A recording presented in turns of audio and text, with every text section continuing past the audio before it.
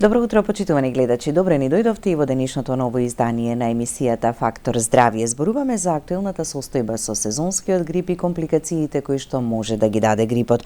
Зимата традиционално е период на пораст на респираторните инфекции, особено на грипот, вирусна инфекција која може да предизвика од лесни до сериозни потешкоти, особено кај ризичните групи деца, повозрасни и хронично болните. Утрово зборуваме за тоа како да се заштитиме, како да препознаеме симптоми кои од лесни преминуваат во потешки, да не дозволиме да се случи компликација и што е она што можеме да го направиме и во домашни услови, а кога е потребно болничко лекување. На оваа тема утрово разговараме со доктор Фадил Цана, инфектолог, директор на Универзитетската клиника за инфективни болести и фебрилни состојби. Добро утро, доктор Фадил, и добре ни дојдовте во Фактор здравје. Добро утро, добро ве најдов. Да.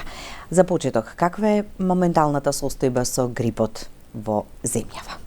Па моменталната состојба со сезонскиот грип деновиве се гледа дека има малце стишување на ситуацијата, има намален број на прегледи на инфективна клиника, а со тоа и намален и хоспитализација. Така. Беше малку посериозно на почетокот на годината, почетокот на месец јануари, кога веројатно и најголем број, нели и посебно децата беа многу засегнати. Тоа е очекувано. Секоја сезона, секоја зимен период се очекува да пораст на бројките на заболени со сезонски грип. И ова година имавме можеби во споредба со минатата година малце повеќе повисоки бројки на луѓе заразени со грипи, нормално со тоа и потреба од инфектолошки прегледи и хоспитализација. Или прегледи првично, па потоа нели во зависност од состојбата дали ќе биде задржан пациентот или пак ќе биде вратен на домашно лекување. Ќе погледнеме блок реклами, па ќе продолжиме со разговор, зборувајќи за грипот, компликациите кои што ги дава, како да се заштитиме и како превентивно да делуваме. Останете со нас до самиот крај, повелете, вклучете се во емисијата со ваши прашања.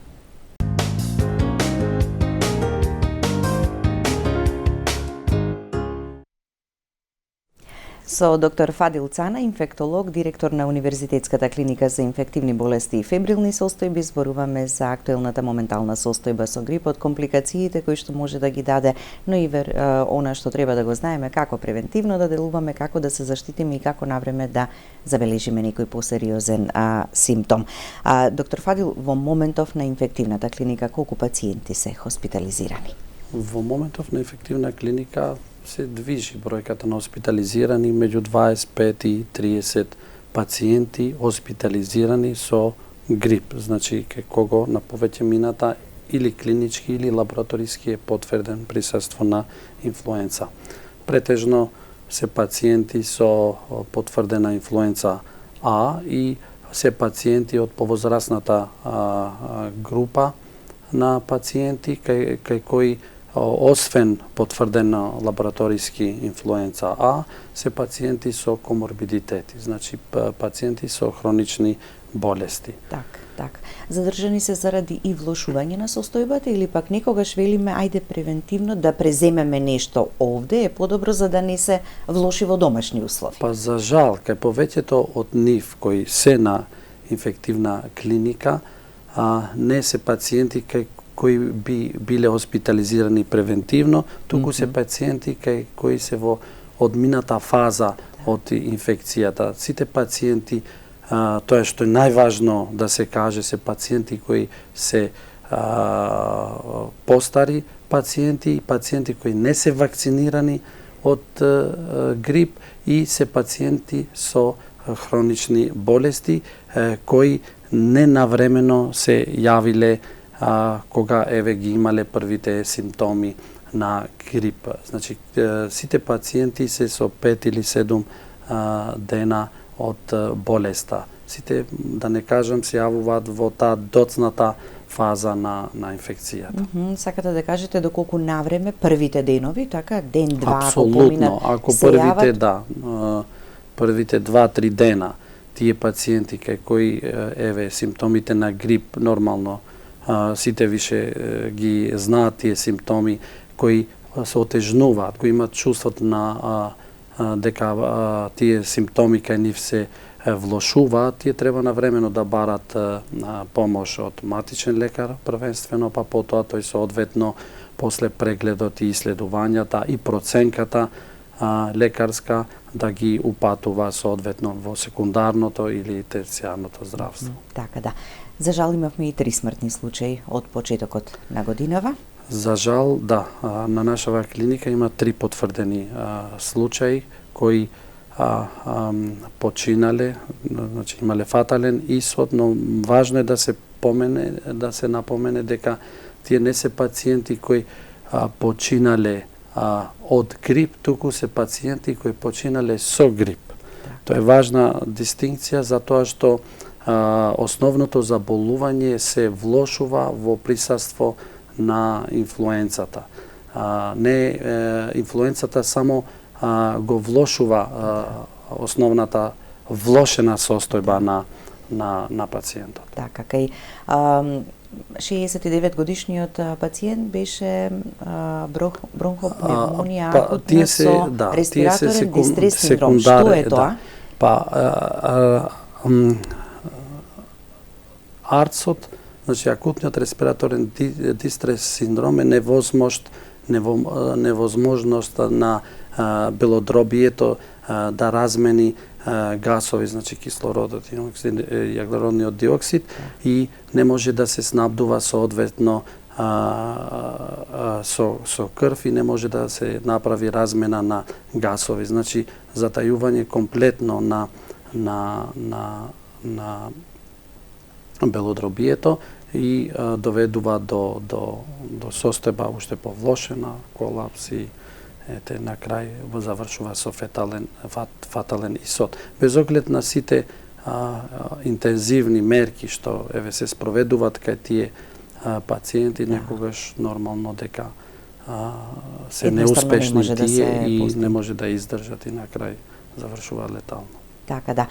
Ја споменуваме вакцинацијата нели против сезонскиот грип и ако велиме дека од година во година е се поголем интересот, останати се уште од прилика 1000 вакцини кои што се на располагање за оние кои што сакаат да се вакцинираат. Ми се чини на почетокот на јануари беа 3000, па веројатно е подобрена состојбата, па се вакцинирали оние кои го пропуштиле терминот. Па во почетокот пред сезоната нормално дека е терминот кога треба да се вакцинираат.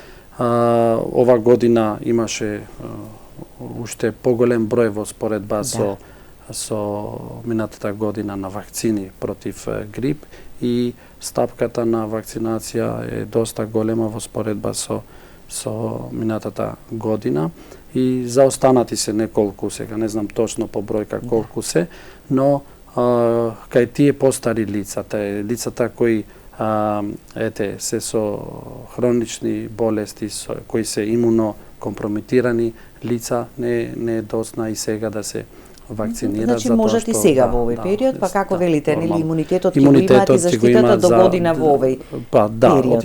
Секоја година тоа нели вакцините се различни, не се истите, секоја зависност од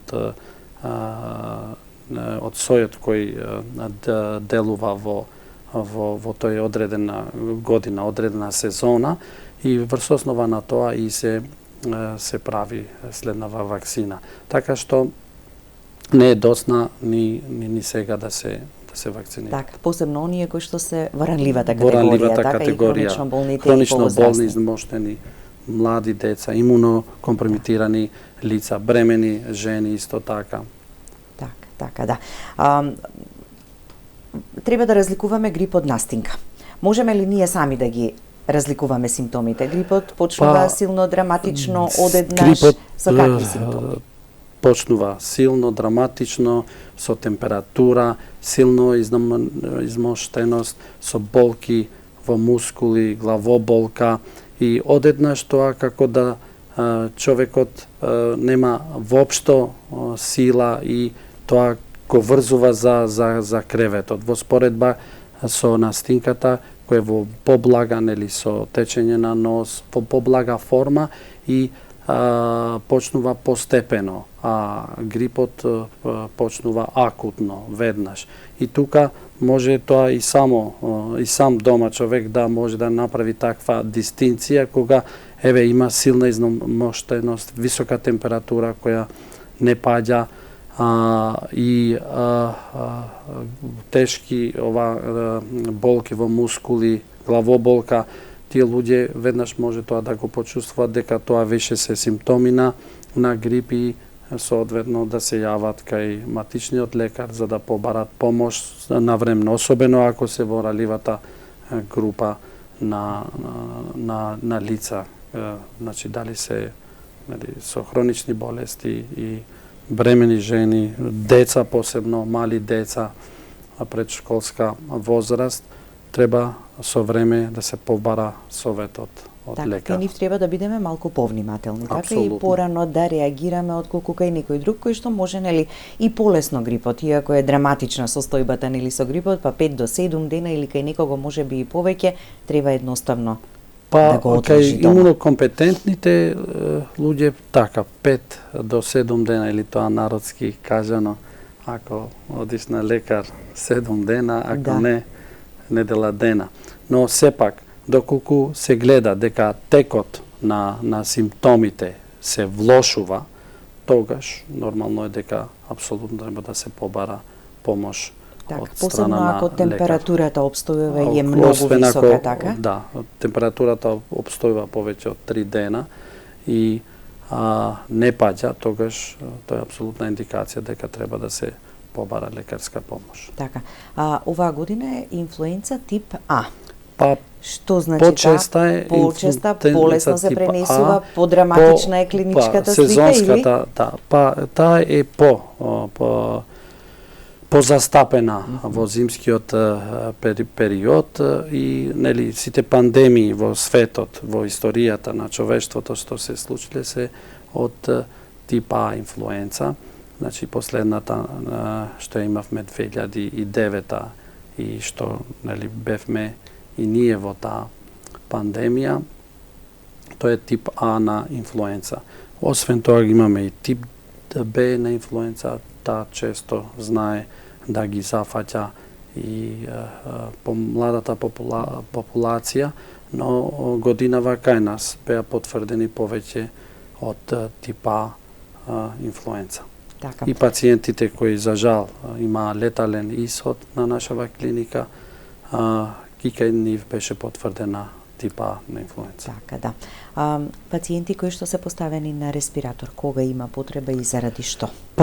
Пациентите кои затајуваат, кај кого се комплицира здравствената состојба, основната болест се влошува поради и присуство на инфлуенца и имат потреба од им паѓа сатурацијата, имат потреба од респираторна поддршка, тие пациенти нормално по проценка на лекарот интензивист се стават на респираторна поддршка. Моментално имаме само еден пациент на клиниката кој е на респираторна поддршка и така кажам и потежок случај во споредба со другите хоспитализирани кај кои некои се без кислородна поддршка, а некои зависно од потребата на организмот се на кислородна поддршка, дари назална или со лицева маска. Така, будно следејќи ја состојбата на секој пациент за да се постигне најдоброто. Антивирусните лекови како делуваат, односно кај грипот, првично тие треба да се применуваат. Антибиотици не доколку не премине во апсолутно, доколку во првите 48 часа се даде навремено, нормално кај состојби кои се во ова време, грипозни состојби се дава на време, особено кај ова ранливата категорија на пациенти, делува доста добро. Значи, тоа потврдени случаи, кога тој антивирусен лек се дава на времено, со тоа се спречуваат понатамошни компликации. Особено, уште еднаш напоменувам, кај ранливата категорија на пациенти. Така да.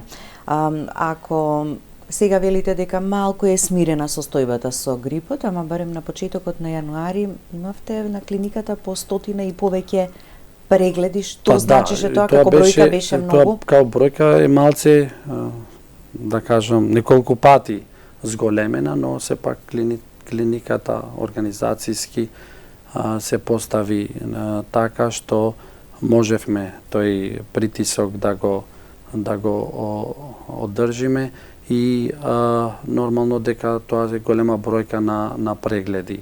Сега денови, последниве денови, оваа недела се гледа дека има значителен пат, не на прегледи, затоа што инфективна клиника не лекува само пациенти со грип, туку и други инфективни болести.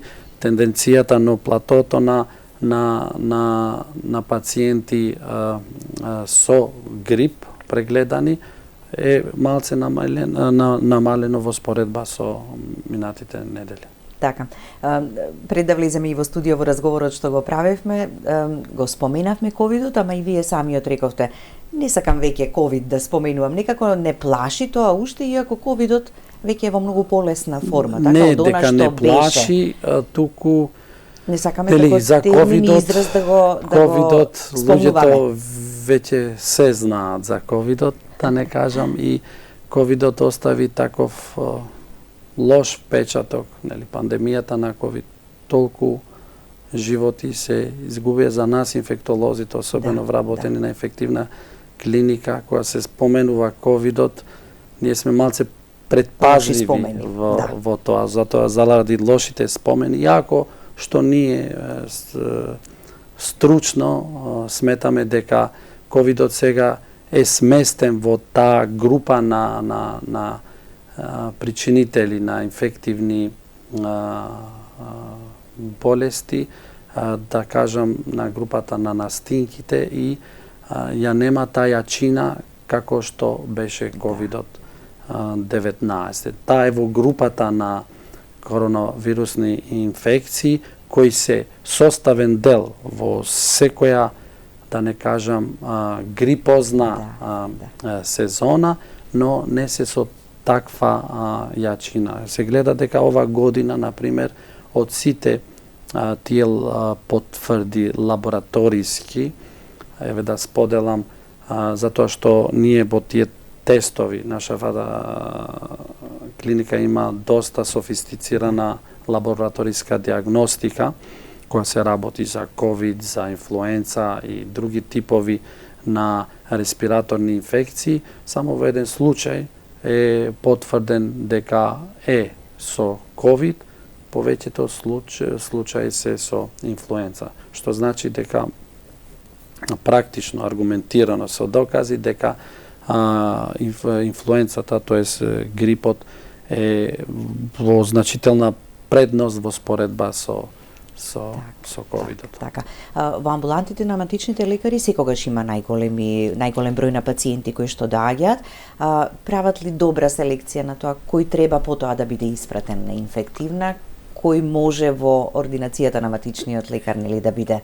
Па тука се уште тоа се сепак проблеми на здравствените политики во примарното, секундарното и терцијарното здравство. Сепак тие се обидуваат, но некогаш и не успеваат. Ние тоа потполно ги разбираме од тој притисок, значи особено од внатрешноста, кога сепак би дошол пациент кај кого би бил потврден инфлуенца или некоја друга респираторна болест, тоа не би бил аларм дека веднаш треба во универзитетска клиника да се испрати пациентот, туку првично треба да се третира кај нив, доколку се во можност нешто да допринесуваме ние барем консултативно, па на крај кога се стварно тешки случаи, тогаш треба да се хоспитализирани и нормално, ако тие немат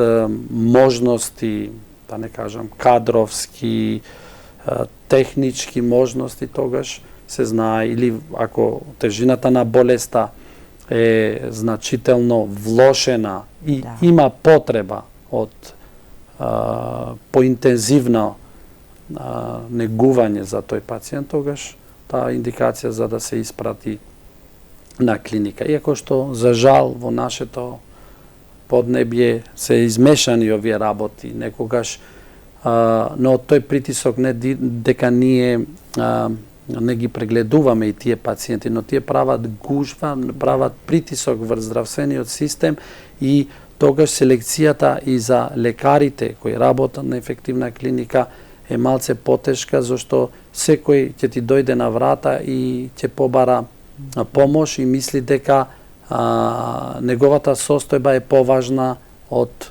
другата. Например, ете, може би тоа банално изгледа таа компарација, но ти доаѓа дека ете тој од грип или се плаши, нели, заради тие лоши спомени од ковид, тој мисли дека може да има ковид, туку е на нозе и попречува, например, да биде многу посериозна, прегледан некој што е донесен со количка, со брза помош, кој е тежок болен, над кого седат значи тимови на медицински тимови и тука некогаш имаме такви ситуации, за жал, кои непотребни се, но така е организацијата на здравствениот систем во државата, кога мора да се прегледа, и да се излезе во пресед. Така, ќе погледнеме уште еден блок реклами, па продолжуваме со разговорот. Останете со нас до самиот крај.